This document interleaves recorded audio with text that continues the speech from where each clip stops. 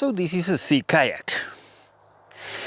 But in places like this, you go paddling and not sea kayaking. Sea kayaking, like the name says it, is in the ocean. And it's a completely different story. Now, if you want to go paddling, what you're going to need is a kayak, a life jacket, and your paddle. And that's it. Now, this is going to allow you to go around the lake when the weather is good and do some nice, kind of like close to the shore trips during the day and have fun. But if you want to do something bigger, then you're going to need the skirt that goes under the life jacket. With this, you're going to seal yourself inside of the cockpit, and it's going to prevent water from coming into the kayak. And the other thing that you are going to need and you will have to learn is how to self-rescue yourself. This is a paddle float. So if you turn over, you are far from the bank, from the shore, and you are not able to make a roll in order to go back straight, then you have to get out of the kayak. That means pick up this handle on the skirt, get yourself out of the kayak, hold to the kayak, and then you grab this, you inflate both sides, you slide it once inflated while you are in the water into one of the sides of the paddle, completely inflated, and then you secure this to the paddle. With that, you're going to have a support in order to go back into the kayak. Then, once you are back into the kayak, you're going to need this. This is a manual bilge pump. So once you're back into the kayak, and you might be into the waves or just in very calm water like this here, but still you're going to need to get the water out of the kayak. And this is you're going to put it inside your legs, and you're going to start pumping like crazy until you get all the water out of, or most of the water out of the kayak. Then you're going to you can have a sponge, and it will help you to get most of whatever left water that the pump doesn't get out of the kayak. Then you enclose yourself again, recover your paddle, and you can go back to shore. Now, for my trips, I have this. I have the physical condition and the knowledge to self-rescue myself. And a part of all this, I have to carry, or I actually carry a bunch more stuff. So what I carry in order to make the videos that you see, and I hope you enjoy, I have to carry extra dry bags, and dry pants in case the weather is good. You usually see me from here up, but I'm wearing this with neoprene boots. I'm carrying usually this. This is a paddling jacket. It's a one-layer Gore-Tex.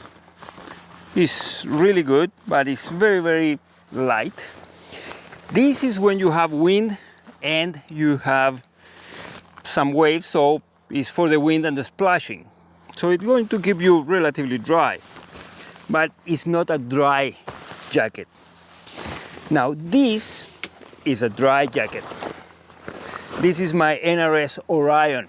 It's got a hood, several layers of NRS what is called Eclipse 4-layer that is like Gore-Tex and it's really, really good.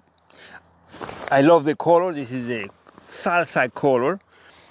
It's a really nice jacket. Difference with the whitewater kayaking, jackets that have a gaskets on your wrist and your neck. It doesn't have a hood. These ones have a hood. So for me, it's much more comfortable to wear it when the weather is bad. You have the dry pants, and this is a deck bag. So you see it almost all the time I'm carrying it on top because I can put about everything here. That includes a jacket that I can fold really small in case it gets really cold, a first aid kit always with me, and this is a paddle leash. So you can put, if the weather goes really bad, it's a lot of wind and you cannot risk to lose your paddle. One end goes to your paddle, the other one goes to your wrist.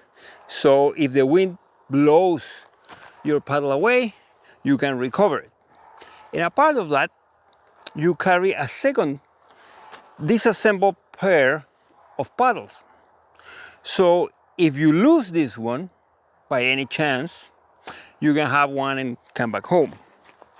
And in case I go in a longer trip, a much better and bigger first aid kit. And the Panther as protein or protection. So this is what makes our trips a lot of fun. And that is why when the weather is bad and there's waves and wind, I go out. Because when you're in the mirror lake day after day after day and you never go out when the weather is bad, if you go to the ocean, that there are waves all the time, there are currents, there are tides.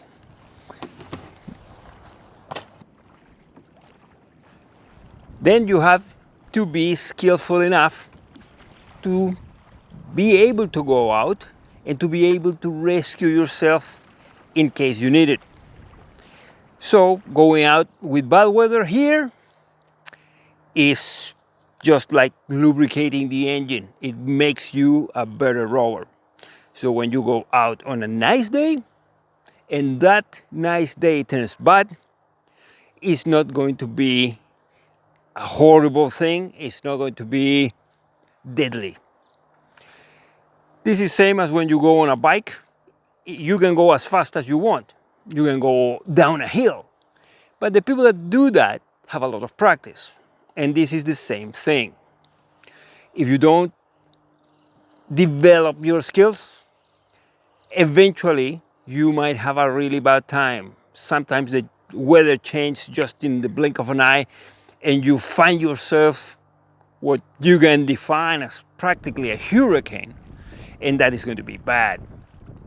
So going out in bad weather, you can pick how bad it is. If it's getting really bad, you can go back and leave it for another day. But you can go out on days that are not that good or that are relatively bad or even really, really bad, depending on your skills, on how you go develop it.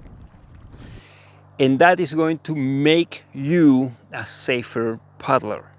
The worse you can handle, the easier it's going to be to get out of there. It doesn't happen all the time. Hopefully it's never going to happen, but it's better to be prepared. So I hope this helps you a lot. And I'm very thankful that you like my channel. And please like, subscribe. If you don't like my channel, if you like my channel, recommend it to your friends. If you don't like my channel, recommend it to your enemies.